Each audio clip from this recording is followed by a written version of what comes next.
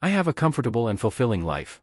I have a job I truly enjoy, I live in a nice suburb, and am blessed with 3 wonderful children and a lovely wife, Emily. I've always felt Emily and I were an ideal match. However, a recent email I received has deeply unsettled me and planted a seed of doubt in my mind. Emily lived in the UK between 2010 and 2015, during which time she pursued a PhD. Because she lived there so long, she developed many close friendships and has made it a point to return every couple of years to maintain those ties.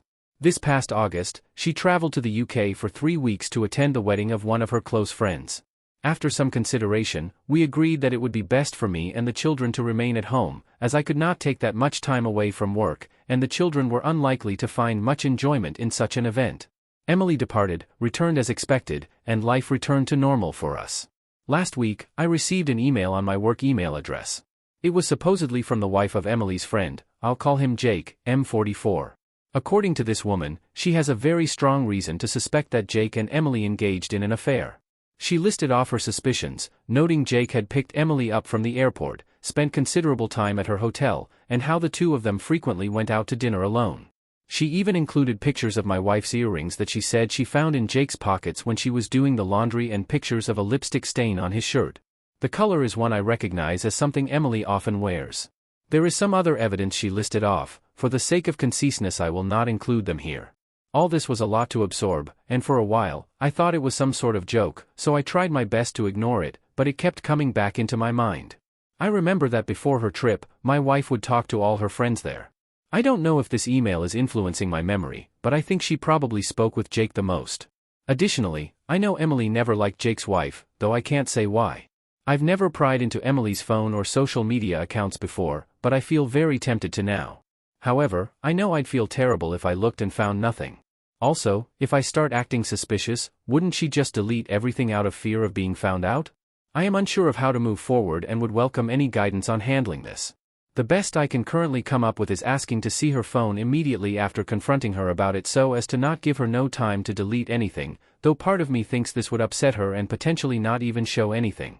Will I be the asshole for telling my wife to show me her phone after I got an email accusing her of cheating? Edit, I forgot to include, my wife no longer has these earrings.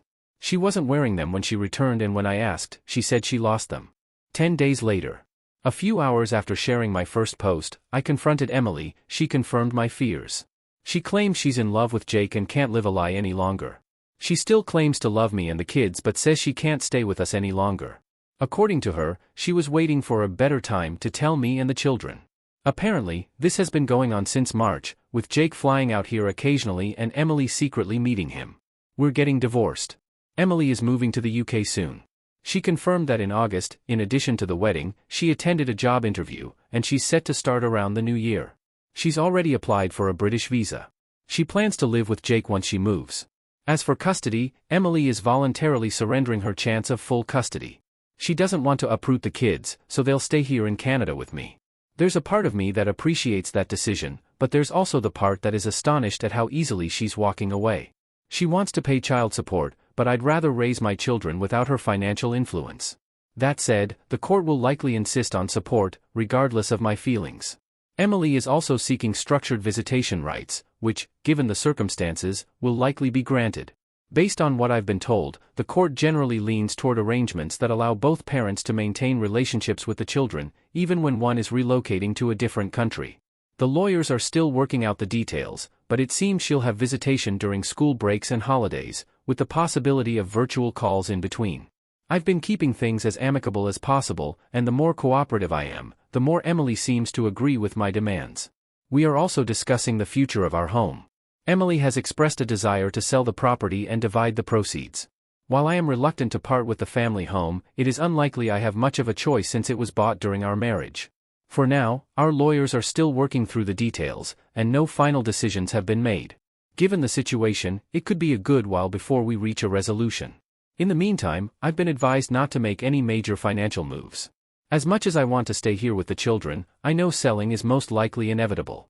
As of this writing, Emily is in an Airbnb and Jake has flown here to stay with her.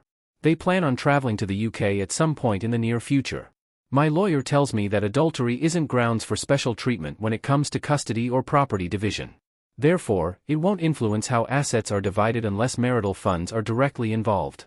Emily likely used money from her personal account. Unless it can be proven she used our joint finances to fund the affair, it's unlikely this will make any difference in court. I have been in regular communication with Jake's soon-to-be ex-wife, Eleanor, primarily through email, and more recently, we've spoken over the phone a few times. Eleanor apologized, saying she felt guilty for telling me about the affair and worried that if she hadn't, maybe my marriage could have been salvaged. I reassured her that, for me, the gravity of the situation made divorce inevitable, and I'd rather not remain in the dark about something of this significance. She even sent me messages and other evidence of their relationship, but since Emily is openly admitting to the affair, it doesn't really matter in the context of the law. Eleanor has also told me a lot about Jake. Apparently, this is the third time he's cheated on her, and she's had enough. There's no chance of reconciliation this time, she says, and he doesn't seem interested in trying. She mentioned that Jake has zero desire to raise children who are not biologically his, which explains why Emily's not fighting for custody. Eleanor's divorce will most likely be much longer and more drawn out than mine, given that both her and Jake want full custody of their children, and can't agree on several other issues. I haven't had much time to process everything. These past 2 weeks have felt like a blur in every way. But one thing I can say with certainty is that I have nothing left for Emily. Not because she betrayed our marriage, but because of how easily she's walking away from our children. I never thought I could hate someone I once loved so much. It's a strange feeling. The hardest part in all of this is the children. My 2 youngest daughters have started asking why their mother isn't around as much anymore, and it's been very difficult trying to communicate with them about the nature of the situation. My eldest seems to understand a little more and, as a result, he has become quiet and withdrawn. I'm fortunate to have a family that has been incredibly supportive so far. My children have received numerous thoughtful letters from some of their cousins, which I've been reading to them each night. All my siblings have also sent gifts for the kids, and one of my brothers, along with his wife, drove up to visit over the past weekend. My sister-in-law even prepared plenty of food, some of which is still in the freezer. They also kept the children entertained while I met with my lawyer. My other siblings have also offered to come by and look after the kids whenever I need them. Beyond that, my parents have been calling daily to check in on us, and my 78-year-old mother has already made plans to stay with us for 2 weeks in November to help around the house. The collective effort of my family has made this experience much more bearable, and I'm deeply grateful for all their support. To everyone who encouraged me to speak with Emily after my last post, I'm grateful. I was tempted to ignore Eleanor's message, but it kept gnawing at me. Your advice gave me the courage to act. Emily has shown herself to be a liar, and I have no doubt that her idea of a better time was simply when it would cause the least inconvenience for her and Jake. Commenter 1, so sorry for the outcome here OP. I had not expected her to just drop the marriage and take off with Jake, a known cheater. Can't imagine that relationship will last long. And your wife walking away from her kids to be with him is beyond the pale. Continue to listen to your lawyers, be amicable to get the best settlement, and take care of your kids. Good you have a supporting family. Thanks for the update. I wish you and your kids well. Commenter 2, take her support payments and put it into accounts for the kids. Keep investing it for them and give it to them when they are 30. Hopefully they will be in a good place where the money will really help them. Commenter 3, she's so pathetic. He says I don't want your kids but I'll fight for mine, and she bends over and agrees to abandon them. Watch her life implode when he eventually cheats on her. She'll come running back claiming she missed you and the kids. Speak to your lawyer to get her to sign over full parental control and loose parental responsibility, as she'll use them as blackmail to worm her way back in. As soon as lawyer says it's time, cut all remaining financial ties with her.